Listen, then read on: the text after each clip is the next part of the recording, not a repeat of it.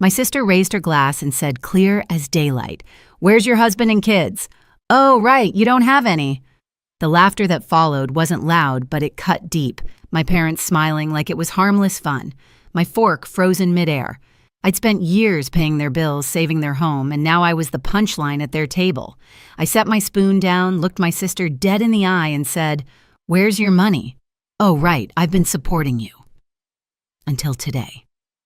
The room fell silent, but that silence didn't end the night it started everything that came after. What they did next crossed a line no family ever should. Before I tell you what that silence led to, tell me, where are you listening from? So I know I'm not the only one who's ever been laughed at by their own family. And when you've heard the rest of my story, tell me, what would you have done if you were sitting at that table?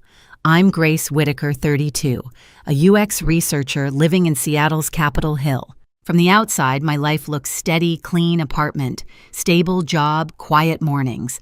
But what most people don't see is where half my paycheck goes. It disappears into the same black hole it's gone into for years, my family. My mother, Linda, was a nurse until her heart surgery forced her into early retirement. My father, Thomas, used to teach economics before moving into consulting, which usually means waiting for calls that never come. And then there's my sister, Brooke, 4 years younger. Bright, charming, endlessly adored. She calls herself a fashion influencer, though what she really influences is my bank balance. Rent, credit cards, car repairs, her texts always start the same way. "Hey sis, can you help me just this once?" I used to tell myself that's what good daughters do. They keep the lights on the house from foreclosure, the family from falling apart.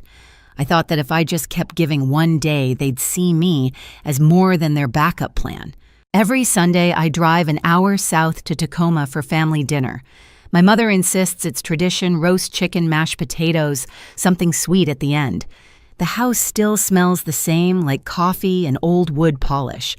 The photos on the wall are the same too: Brooke, in a white dress at her high school pageant, Dad shaking hands with someone important, Mom smiling in a hospital uniform. There isn't one photo of me alone. I'm always standing at the edge, half cropped out, the reliable one who showed up late because she had to finish work first. I don't complain. I bring wine, I help clean up. I ask about their week. They talk about Brooke's latest partnership, about Dad's potential client, about Mom's pills being too expensive. When the meal ends, Dad pats my shoulder like a colleague, not a daughter, and says, "Thanks for keeping things steady." Some nights on the drive back to Seattle, I tell myself this is just how families are: messy, imperfect, needy. Other nights I grip the steering wheel so tight my knuckles ache, because deep down I know it's not love that keeps me paying their bills. It's guilt, the kind they raised me on. That's why I didn't see the dinner last Sunday coming. I thought it would be like every other one small talk tension hidden under polite smiles. But that night, the air felt different, thick with something sharp and waiting, the kind of tension that makes even the silverware sound loud. That Sunday, the table looked the same as always: chicken steaming in the center, a basket of rolls, wine glasses catching the amber light. But the warmth felt wrong, stretched too thin. My mother talked about Brooke's latest fashion event, how she'd been invited to a designer party in downtown Seattle. My father added something about great exposure and how proud we should be. I smiled, said all the right words, but my chest felt tight. Exposure didn't pay rent. Pride didn't erase the thousands I'd wired to keep her credit score alive. Brooke leaned back in her chair, phone in hand, scrolling as she half listened.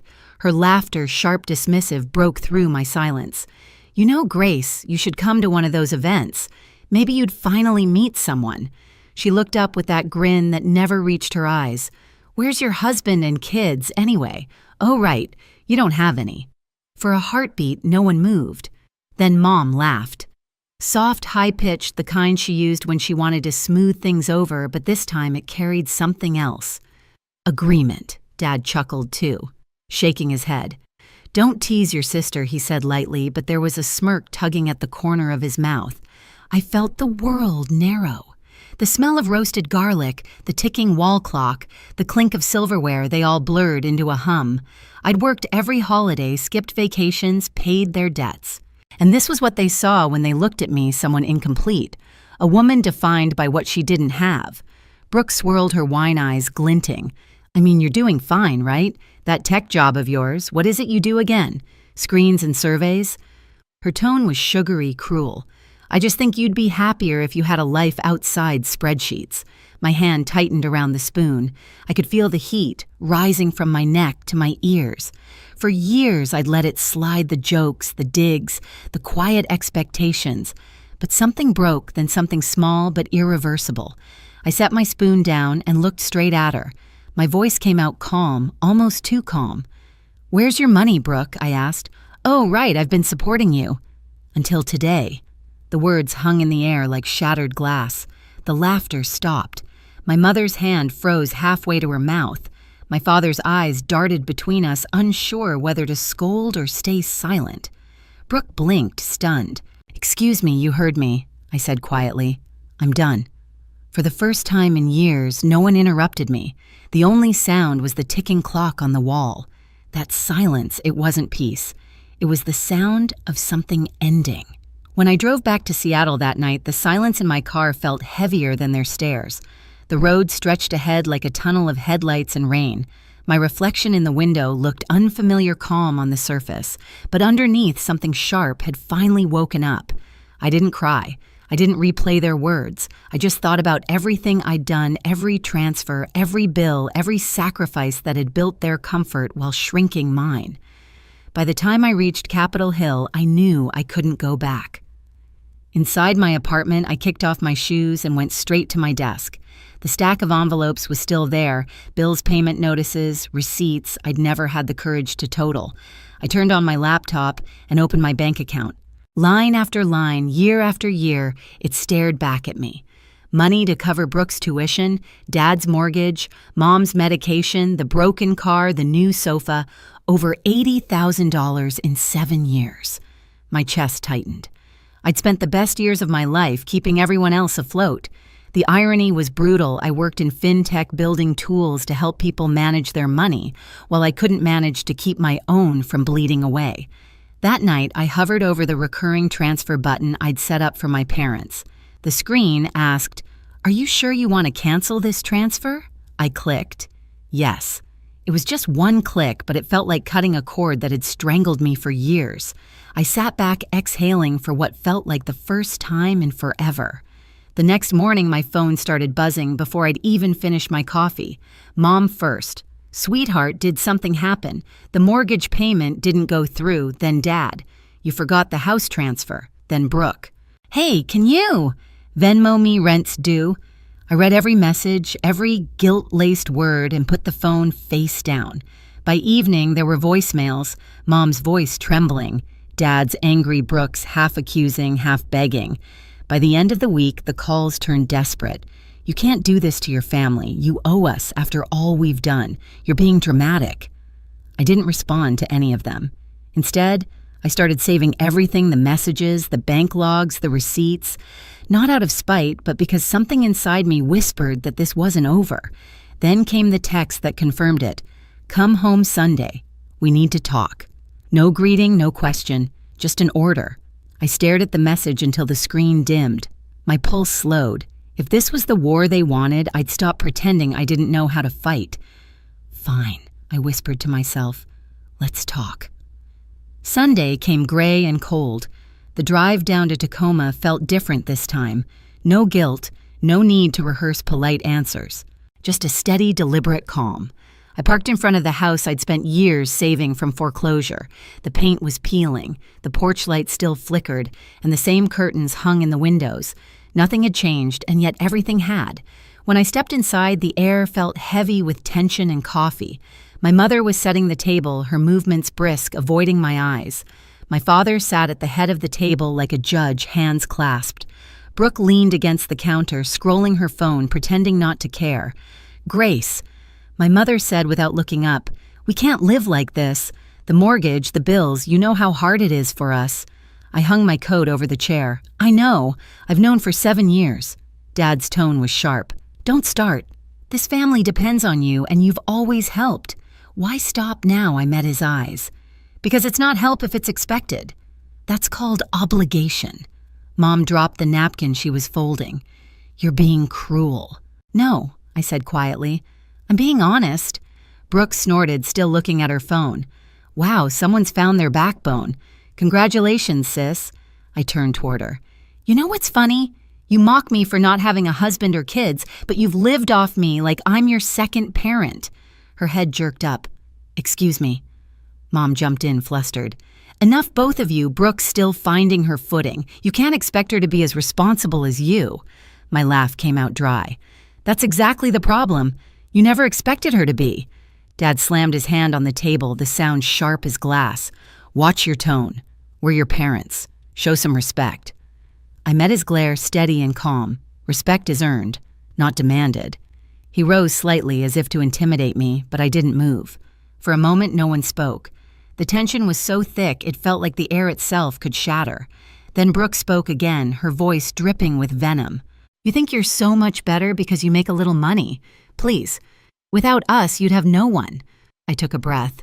"That's the difference, Brooke. You need people to define you." "I don't." Her face twisted. "You're pathetic. You'll die alone with your spreadsheets." I smiled faintly. "Maybe, but at least I'll die debt-free." Mom gasped. Dad muttered something under his breath and Brooke stormed toward me. "You selfish." Before she could finish, I reached into my bag and pulled out a thick folder. The sound of paper hitting the table snapped her words in half. "What's that?" Dad demanded. "Records," I said. "Every payment I've made for this family since I started working, over $84,000. Tuition, mortgage, credit cards, repairs, even the new couch you're sitting on." Brooke rolled her eyes. "You're keeping score now." "No," I said evenly. "I'm keeping proof." Mom's voice shook. "Grace, that's not necessary." "It is," I cut in. "Because what happened after that dinner last week wasn't just a misunderstanding." Dad frowned. "What are you talking about?" I slid another sheet toward him, a printed notice with his signature. "This. The home equity loan you took out using my name."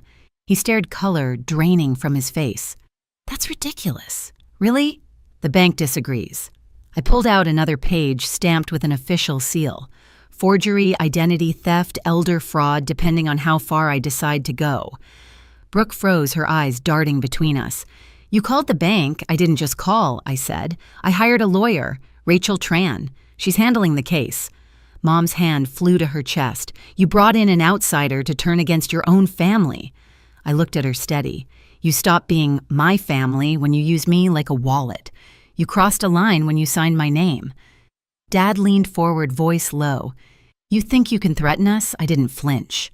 "Not a threat, a timeline. You have 30 days to remove my name from every account and repay what you owe. If you don't, Rachel will file." The room went dead silent. The ticking clock on the wall sounded louder than ever. Brooke whispered, "You wouldn't. Try me." For a long moment, no one spoke. Then Mom's tears began soft practiced. "Sweetheart, we only did it to protect the house. You know your father's been struggling. We thought—" "That I'd clean it up again," I said. "You didn't think. You counted on it." Dad's face hardened. "We're your parents, and I was your insurance policy," I replied. "Not anymore." Brooke sank into her chair, eyes glassy. "You're ruining us." I gathered the folder back into my arms. "No, Brooke. I'm saving myself." As I turned toward the door, Mom's voice cracked behind me. "Grace, please, we can fix this together." I paused at the doorway. "I spent years fixing things you broke. This time, you'll fix it yourselves." Outside, the sky had turned the color of steel. I walked down the steps slowly, the cold air biting at my cheeks. Through the window, I could still see them, Mom crying, Dad pacing Brooke, staring blankly. For once, I didn't feel guilty. I felt free. 2 weeks later, Rachel called. "The investigation's complete," she said. "The bank confirmed the forgery. Your name's cleared. You're no longer liable for any of their debt." For a second, I couldn't speak. Years of pressure dissolved in one breath. "So, it's really over." Rachel's voice softened. "Legally, yes. Emotionally, that's up to you." When I hung up, I stood by my apartment window, watching the city lights shimmer on the water. I thought about everything I'd lost trying to earn their love and how letting go might be the only way to find peace. That night, I opened a bottle of wine I'd been saving, for no reason poured a glass, and raised it to the skyline. To endings, to beginnings, to silence that finally meant peace. The news came quietly through a property listing online. The Tacoma house, the one I'd once saved from foreclosure, was up for sale. There it was on the screen, the peeling porch, the coffee-stained walls, a photo of the dining room where everything had fallen apart. A red tag at the bottom read, "For sale." I didn't feel triumph, only inevitability. When you build a life on someone else's sacrifices, it always collapses eventually. A week later, Mom sent a message. "One last dinner before we leave the house. Please come."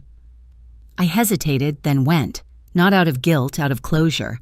When I arrived, the rooms were stripped bare. Boxes stacked high, the smell of dust replacing Sunday roast. My father looked older, his voice quieter. Brooke sat silently, phone face down for once. We ate without small talk, without pretending. Afterward, I finally spoke. "I'm not cutting you out of my life," I said, "but I won't be your safety net anymore. If you fall, you get back up on your own." No one argued. For the first time, silence didn't feel like war. It felt like understanding. When I left, I paused at the doorway and looked back. The house that had held so many years of resentment seemed smaller now, almost fragile. Driving back to Seattle, I rolled down the window. The wind was cold, sharp, and clean. I thought of all the things I'd finally made room for: my own savings, my own peace, my own future. In the weeks that followed, I focused on work, took a promotion, and signed up for a night course I'd been putting off. My life was no longer divided into what they needed and what was left of me. It was mine again. Sometimes I still think about that night, the laughter, the silence, the line I finally drew. For years, I thought love meant sacrifice, that being the good daughter meant carrying everyone else. But real love doesn't drain you. It doesn't demand your peace as proof. Now, when I sit in my Seattle apartment and see the sun slide over the skyline, I don't feel bitterness, just calm. I learned that saying no isn't cruelty, it's self-respect. If you've ever been the one holding your family together while they tore you apart, I want to hear from you. Tell me where you're listening from and what line you had to draw.